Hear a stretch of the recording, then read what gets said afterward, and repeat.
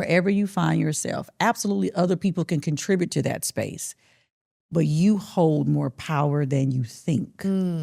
Right? So if you're in a space that doesn't feel good, I encourage people to tap into the power that exists inside of them and control the controllables. Control the controllables. Yeah. I love that. Because I can't control other people, but I can control parts.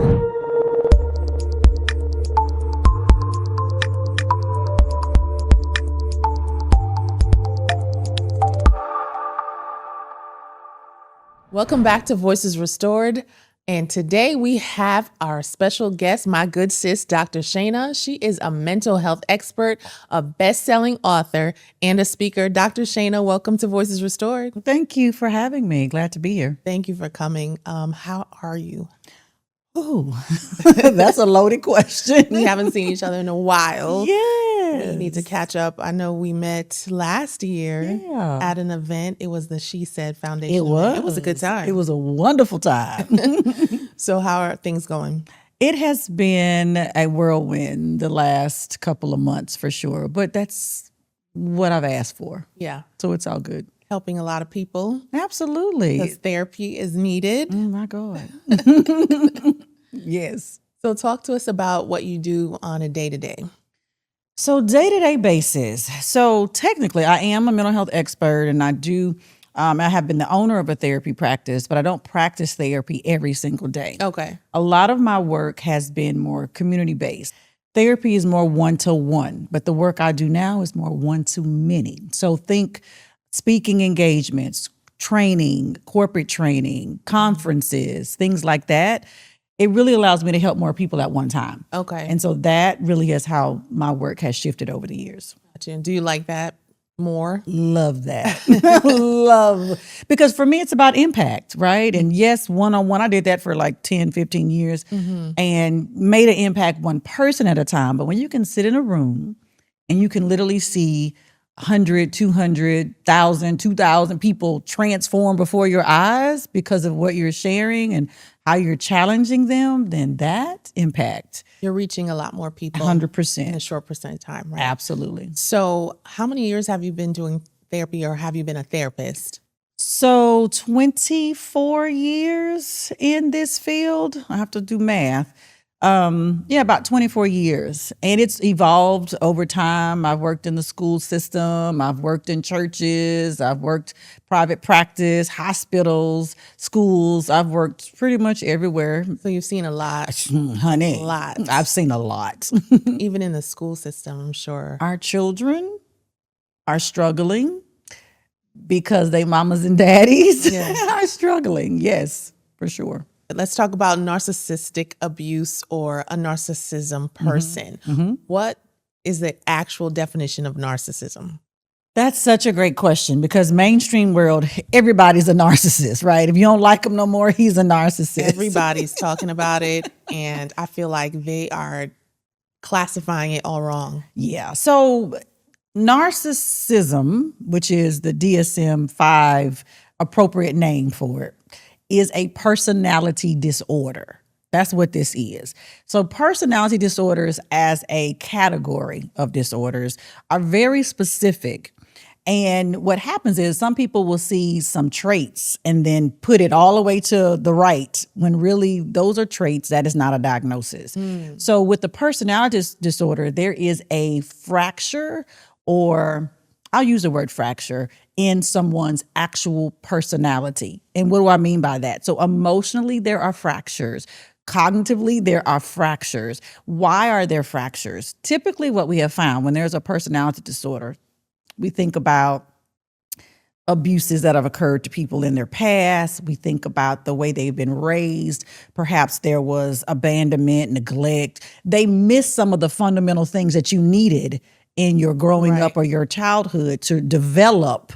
So there's a fracture because that piece is missing. Gotcha. Okay. Okay. And so that can look different for different folks, but just think about there's a piece that's missing. So you didn't get that, or it was damaged in some way significantly, and there was no restoration, there was no recover, there was no support, and you were left with this hole. When you say the word fracture, it's reminding me of like a bone fracture. If someone gets injured, they have a bone fracture, they get the cast or whatever it is that they need to heal that bone. Yep. So you're saying in this particular case, the person has a fracture. They never get the proper healing. They never go get medical treatment. And so the wound is left open, basically. Completely open. But you're in a world that has continued that you don't know how to respond to, right? So your personality as it develops still has a hole in it. Wow. So you show up in a space, we're talking about narcissism, and narcissists typically have, they appear to be very put together. They know everything. You're wrong. I'm always right. They may appear to belittle and put other people down. They are better than other people. And they can be very great wordsmiths because they can use words extremely well. And so they're good manipulators. 100% manipulator. There is an emotional reaction that other people can have to that kind of a fracture. And I tell folks all the time, especially as a therapist, I could feel it in my body before I completely understood what was happening. Not just with a narcissist, anyone with a personality disorder. Like there is an emotional reaction to that energy. It's hard to really put it into words. I'm hoping this makes sense and folks can track with this.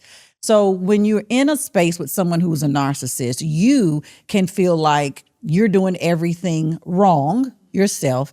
They can cause in you questioning and doubt. Yeah. And you believe they are God, like they know everything. They're perfect. Okay. And you are nothing. The language that they use to you would make you believe that they feel amazing about themselves, when in fact it's the exact opposite. Wow. So would that explain how why a DV victim feels like she or he is walking on eggshells? Absolutely. Okay. Absolutely. And some abusers absolutely are narcissists, but then there's some other antisocial personality disorders, some other personality disorders that absolutely align with folks who can be abusive as well too. Okay. So what do you say to the people who are, classifying DV perpetrators or those who cause harm as narcissists, but they're really not? Because we shouldn't be diagnosing people.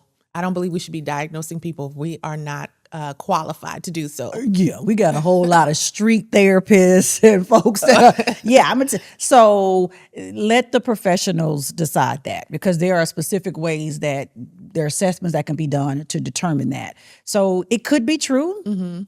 Or it may not be true. You have some folks just that have bad attitudes that really have other mental health issues, right? There could be depression, anxiety. There can be abuse that they've suffered as well, too, that they have not dealt with. Right. That's created some of these things. And it may not be completely a personality disorder. It could be traits of such, but it doesn't mean it's always that. So I would say, whether it's called that or not, if you're in the other side of that, then address what you're experiencing for yourself. Gotcha. And let the professionals help those folks, because you can't make somebody not be narcissist. You can't.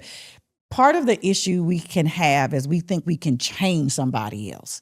So if I just show up better, if I have less, talk back, or if I do this less, then they will be somehow different. I've definitely experienced that. Yeah. You feel like you have to be quiet, maybe thinking that's going to help the situation, less fights, arguments, or whatever have you. Or if you do everything perfect, so to speak, but there's nothing that's perfect. Nobody's perfect. No. And so nothing is ever going to please that person. No, like nothing. And even as a therapist who can sit in a room, and I've had, I would say there folks who are on this, who suffer from narcissism are very difficult because no one is smarter than them. They think they know it all. 100%. They believe it with all their heart. But it's a defense mechanism because there's a fracture that I don't want you to see. So I'm going to put this in front of that so you believe, and it's very, So it's like a shield. Oh, 100%. A shield that they're putting up just to, and being pretentious, just to act like they have it all together, but they really don't. Think about it like survival. Because if I showed you the actual fracture that I actually have, then that makes me vulnerable. Yeah. And if I put in front of it this bravado or this very much, I know everything and you don't know nothing, then I'm on top. And then you lose control. That's the problem. That part. Once you see their weakness, where they're vulnerable, then they lose total control. And if they are an abusive narcissist, Correct. then they lose their power. Completely. And that's how they keep their victims, right? The DV victims, by gaining power and control. 100%. So what are some personality traits or characteristics that people should look for when dealing with a perpetrator or someone who causes harm, specifically narcissism? Well, listen for words, right? Because we understand that abusers can be very charming. And on one hand, you might be amazing today because you did everything right. And tomorrow you're the worst person on the planet. Yeah. Right? So pay attention to what's being said. Sometimes we will tune things out because either, oh, it was just a bad day, or, oh, because I did this thing, this is why this happened. And you start to own that poor behavior. Yeah, don't do that. Listen to what's being said. Pay attention to what's happening. So is the behavior erratic in the sense that it can go back and forth? Because someone who is well, because someone with narcissism is not well. Let's just be clear. This is a DSM-5 diagnosis. They need treatment and help.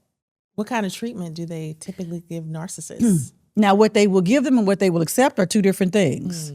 Because I said I had one narcissist as a client, because they don't typically seek help because they know they need it. everything.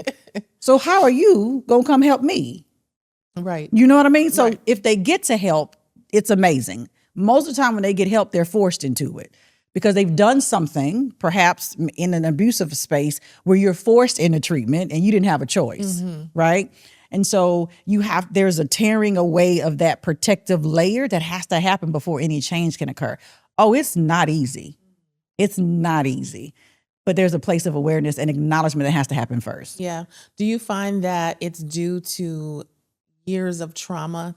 Is that why they have these layers on top of layers, where they have this shield up and build this narcissistic personality disorder? It definitely could be. Again, they are not well. And narcissism, personality disorders, we're not born that way.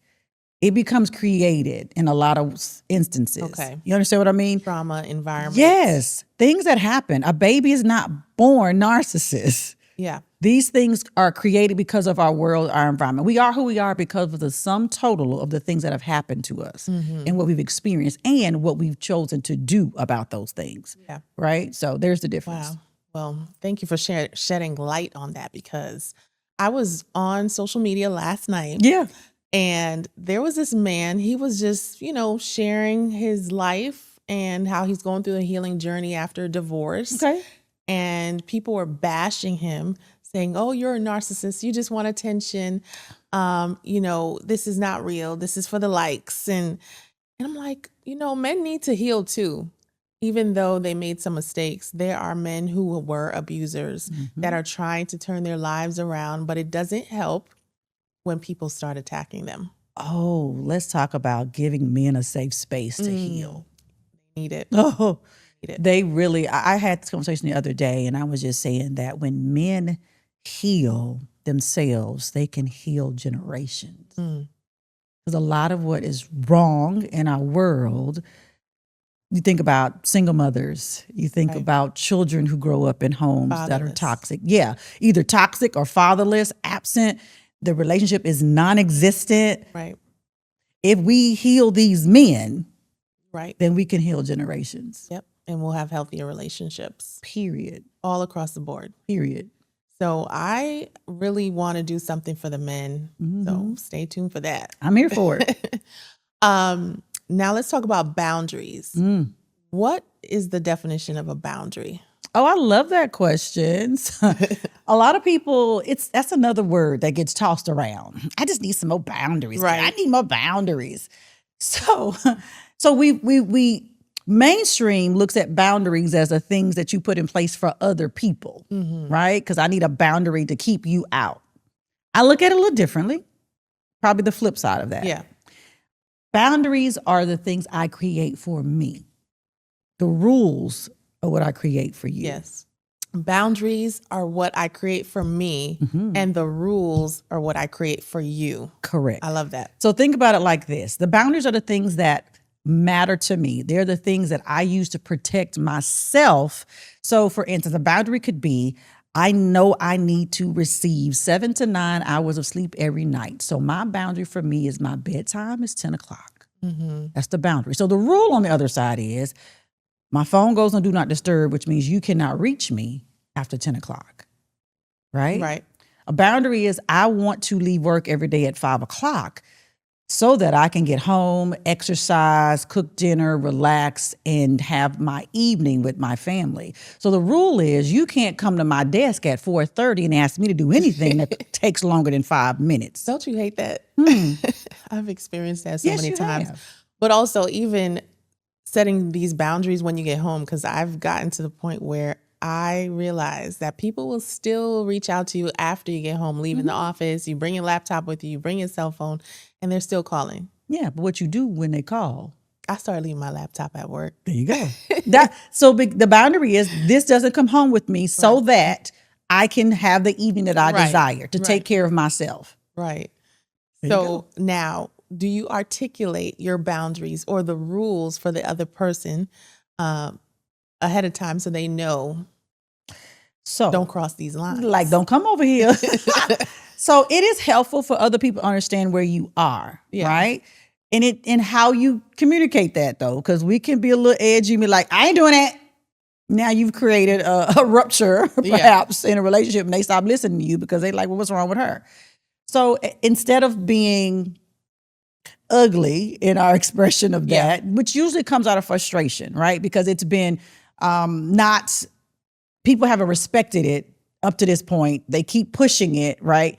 But were you clear in sharing it? So a lot of our frustration comes from us not communicating well. So when someone shows up to your desk at 4:30 and they ask you to do a request that takes longer than 5 minutes, then you articulate, this is really important thing that needs to be done. However, it's very important to me to leave at 5 o'clock and I will get this done first thing in the morning. Leave it right here. Yeah. So it's important to know how to communicate, Yes. when to communicate, Yes. and setting what to communicate. Because I find that people sometimes still don't respect that. I want to talk about boundaries when it comes to the other side with the spouse, the baby daddy, baby mama, boyfriend, girlfriend, whatever the situation is. Yeah. Now, I've been in a situation where I left my abuser and dealt with I think the proper term is post-traumatic abuse, where there's no respect still dealing with the verbal abuse, calling and yelling and all of that. So then I started just hanging up the phone in his face because I'm like, no, you have to respect me. Yeah. Right? Yeah. I left you because I didn't want to deal with this abuse anymore. And so now you're just going to get a click. Yeah. But over time, he wasn't getting it still. He just kept calling back and kept calling back. But I think after a while, he realized, okay, she's not going to talk to me if I don't use certain types of language, right? Yep. But there's still times that I felt like I should have communicated that better. But it's an emotional reaction at that moment, and he didn't get it, right? So how do you set these type of boundaries with your boyfriend, ex, or whatever, so that they can get it? Because they handled you one way before, and now you're telling them you can't handle me like this anymore. Yeah. So there's two parts to that. The first is the verbal communication, which we need to have. The second part is I can show you better than I can tell you. You know what I mean? Yeah. I'm going to tell you, but then if you don't hear me, I'm going to show you. You know what I'm saying? So it's the same, the scenario, the formula is the same. So historically, I allowed you to treat me in this kind of way, and I maybe didn't respond to this or say anything and let you know that it didn't work for me. But today's a new day. Right. And now it is important to me to be respected. I require people to speak to me in a way that is appropriate. Otherwise, I will not stand for it. Right. And so they can make it difficult. Mm-hmm. They can make it difficult. I know it's easier said than done, 100%. but you have to stand your ground. Yeah. You have to stand your ground. So you talked about putting your phone on do not silent, Yep. on silent mode. That's important. I think also just articulating and communicating properly. That's important. We talked about that. What other measures can someone take when it comes to setting boundaries? And how do you know what kind of boundaries you need? Because you come from that type of background, right? Full of trauma and abuse. You don't understand your self-worth. How do you know that you need boundaries or what kind of boundaries you need? That's a really great question. So going back to the first part of that, one more thing you can do, block them. Block them. I did do that. Block I do that now for some people. Seriously, because you have, so if your boundary is that your peace is critically important to your wellness, then you cannot allow people who are disrespectful, who would fracture that for you into your space.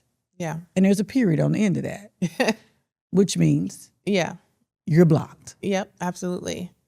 The other parts of that question. I think about boundaries in a couple of different categories: time, energy, space, physical, emotion, right? If we look at those other categories, you want to ask yourself, am I experiencing what I want to experience in those areas? So for instance, if I go to emotional and physical, emotion and feelings, if I am depressed, if I am anxious, if I am crying all the time, if I can't, think clearly and all these things because my emotions are running rampant, then what's a boundary you need to have around your emotional self?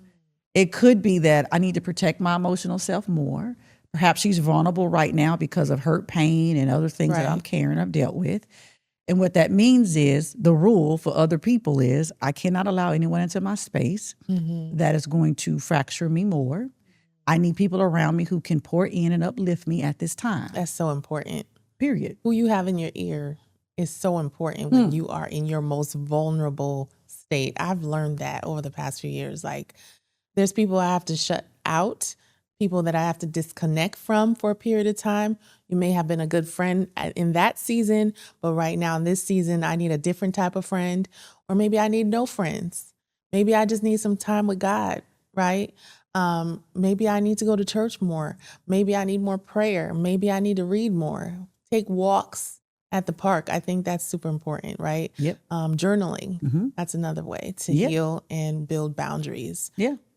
Because shutting out that noise, that toxicity is so important. It is. And doing it without guilt. Yes. Because people be like, well, who do you think you are? Like, she didn't gotta listen. For me. This is for me, and I'm being intentional about it, and I don't care what nobody else has to say. Nobody. Okay? Because at the end of the day, wherever you find yourself, absolutely other people can contribute to that space, but you hold more power than you think, right? So if you're in a space that doesn't feel good, I encourage people to tap into the power that exists inside of them and control the controllables. Control the controllables. Yeah. I love that. Because I can't control other people, but I can control parts. Ooh. So yourself is the first part you can control, right? And so again, if I can create a boundary because I've decided it matters so much to me, because my objective is I want to be well, and I understand my emotions are so vulnerable that I cannot allow these things. Because I know every time you show up, every time I see your name on my phone, on my caller ID, every time I see you across the room, every time, and I have this feeling that shows up, that's an indicator. Something's off. Something's off. Yeah. So pay attention and protect yourself. Yeah. When you feel that gut feeling, or someone walks by you, you thought you were healed or you forgave that person, but you really didn't. Because if you still get that feeling when they walk by, something's off. Let me tell you, forgiveness, that's a whole show all by herself. Because it's one of the things that some of the forgiveness is for ourselves first, actually. And then there's other forgiveness for other people. It doesn't mean you co-sign or that it was okay what happened. Right. But you can release some parts of it. It's really about remembering differently. So you heard the saying, forgive and forget. We do not forget. You hurt me. I'll never forget what you did to me. But I do have the power to forgive and remember differently, remembering with mercy and not with malice. Right. Because if I hold on to the malice piece, again, every time I see you, every time I think about you, that warm feeling shows back up. And now I'm taking for myself at this point. And you just slept real good last night. But I'm the one. Right. That's still dealing with that. Correct. And that can take time. Lots of time. It depends on the situation. It does. It depends on the person who hurt you, And some how real close work. you were. You know, it varies. It varies. But that's so important. I mean, and you said control the controllables. Yep. I really like that. So that means control, to me, that means controlling what you can control, what's in your power to control. And you can't change anyone. You can only change yourself. Correct. And focus on you. Correct. One of the things I have my clients do is literally make a list. So you draw a line in the middle of the paper. Controllables, uncontrollables. List them out. These are the things that are within my control. These are the things that are outside of my control. And when you see them and the differences between the two, you you have a choice here. You can decide that I'm going to keep focused on what I can't control and continue to be frustrated, stressed out, overwhelmed, burnt out, mad, anxious, depressed, whatever it brings up for you, because you can't fix that. Or you can choose to focus your energy on what you do have power to control. And that's where you show up. And you feel better. There's more wellness there. That's it's a good powerful. exercise. It is. Do they ever cross anything out on the uncontrollables? Like, I can eliminate this. Yeah, like and who can I give that to? Right. If you're a person of faith, am I giving this to God? If you are, if something on that list that you need to tell somebody else to fix, it wasn't for you to do, then maybe there's a conversation you need to have. Yeah. Right? Control the part you can control, but then let the rest of it be somebody else's work. You need to decide those things. Yeah. And that relieves you, actually, for sure. Relieves you of stress, anxiety, Ownership. And then so that goes hand in hand with corporate wellness. I know you work in that space as well. Corporate wellness there could be a lot of burnout, can be a lot of stress, the work overload, right? So how do people manage that aspect of life, or what is the importance of corporate wellness, I should say? Oh my gosh. So for lots of reasons, folks who work in these big corporations are 100% stressed out. Yeah. Burnout is an understatement. A lot of folks think that the burnout is because they're doing too much. But I look at it from another angle and I say we're not necessarily just overworked, we're over-transitioned without any recovery. So what do you mean, Dr. Shana? What I mean is things are changing so rapidly. Just living in the world we live in today, right? Every 5 minutes something is changing. Something's on the news. You thought you knew a thing until that thing was no longer true anymore. You're in a corporate space, you're working, you're doing a thing, and every 5 minutes something is changing. Your world is not consistent. So because of each transition, you have to keep maneuvering, right? You keep turning right without the recovery. If you were a sprinter and you sprinted all day long with no recovery, your muscles are going to fail you at a point. So folks in corporate work like that all the time with no recovery. And so being over transition completely will collapse your emotional self, your psychological self, your cognitive self. So what happens is you're not able to perform at work. You're getting into it with your coworkers because you're frustrated and you overwhelmed with your own emotional self, and your productivity goes down. Yeah. And this is a big deal because corporations are in business to make money. Right. So productivity is dollars. Right. Would you agree that too much change for one person or corporations, too much change all at once over time could be too much for an individual? 100%. Yeah. 100%. It's too much. And if you don't have the skill set to know how to slow things down and make those intentional recovery moments, then you're going to crash and burn. That on top of people may be dealing with their own personal situations. Yeah, got nothing to do with the job. Right. Because you're human when you show up first. Yeah. Yep. So talking about corporate wellness as it comes to health, right? And DV in the workplace. Ooh. I feel like it's a taboo topic, not just in corporate, just a taboo topic in general. People don't want to talk about domestic violence. And I think it's important to educate the staff, corporations, churches, businesses, whatever have you, on that topic so that people can be more aware. And also to address the elephant in the room. There could be someone sitting right next to you in the office that's dealing with domestic violence. So I don't understand why no one wants to touch it. Oh, I'll tell you why. Because it's uncomfortable. Like we don't really want to face the ugliest parts of our world. It's uncomfortable. And if I sit inside of it and talk about it, I have to admit that it's happening. Mm-hmm. And you said they may be sitting next to somebody. Oh, they are. The numbers are numbers. They do not lie. Right. From what we know, reported wise, about 50% of women are at least dealing with psychological abuse. Like she may never have been touched physically, but she's at home going through it emotionally. Yeah. Right? Because of that emotional abuse. So if that's 1 and 2, line up 4 women, 2 of them are, and you sit next to one of them. So you are sitting next to somebody who's dealing with that. She's just not coming to work telling you that. But she's walking in with that every single day. So I'm with you. It is a conversation that we need to press and say, well, let's get comfortable with the uncomfortable so that we can then be part of the solution and not the problem. Right. And provide proper resources. Yep. Because again, it goes back to productivity. If you have healthy people working for you, you'll have more productive people working for you. Correct. So and you keep making your money. Because really that's what they're here all for. They want. At the end of the day, if you're approaching a corporation, you can talk about whatever you want to. But if it ain't touching the bottom line, right, they don't want to hear that. Absolutely. What is the difference between acute trauma and ongoing abuse?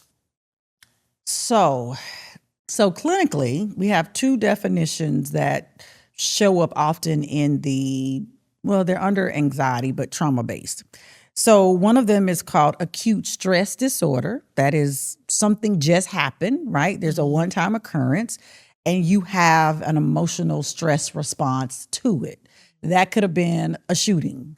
That could have been a car accident, right? One time something occurs.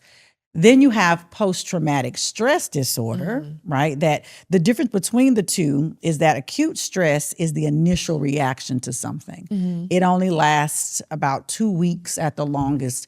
And then if you have support, if you have recovery, if you have safe spaces, then your healing begins and your system can begin to reset. You can begin to get some clarity and you can continue going on with life, right? At that point. Post-traumatic stress disorders is when it continues and you haven't reset yourself emotionally. And so for someone who has had what we call complex trauma, because there's multiple injuries of traumatic circumstances, it could be abuse, it could be multiple things. Because what we know psychologically, when folks have had one trauma, they are more open to and more at risk for more traumas to occur to them. And so it's not uncommon for people to have multiple levels of trauma for sure.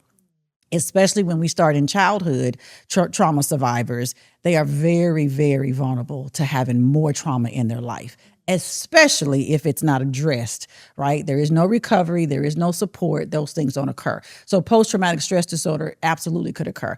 In PTSD, which is what we call that in short in the world, you have high anxiety, you are hyper vigilant about things around you, you're not trusting, your brain matter changes. Trauma changes how you see yourself, other people, and the world. And you are not ever the same because your brain actually changes. They're in constant survival mode. 100%. Unless you get the recovery, the support, and you learn how to manage that. Wow. So what would you say to a DV victim right now who is dealing with PTSD? They're freshly new out of a relationship that was abusive and they don't know how to manage because the anxiety, the fear, the stress, it's real. Oh, it's real. Yeah. 100% real. So what would you say to our audience today? Get some help. PTSD is not something you can just figure out on your own how to manage, right? There are specific sets of clinical treatments that will help you. I tell folks, getting clinical support is kind of like you break your arm, you're going to the hospital. No one's going to tell you, oh, you can just sit at home and let it heal. It'll be okay. It'll just reset itself. You would never say that. Yeah. But emotional scars and wounds, we think somehow we could just sit at home and figure it out. Most folks, because the work that I've done in DV has been with women, and so many of them never got professional help. And what happens when you never get professional help is you find yourself being re-injured again, that vulnerability to more trauma happening. End up in another abusive relationship. Yes, your picker is what I call it, is off. Your picker. Your picker is off. It's true. That is true. You need time to heal. You need time alone.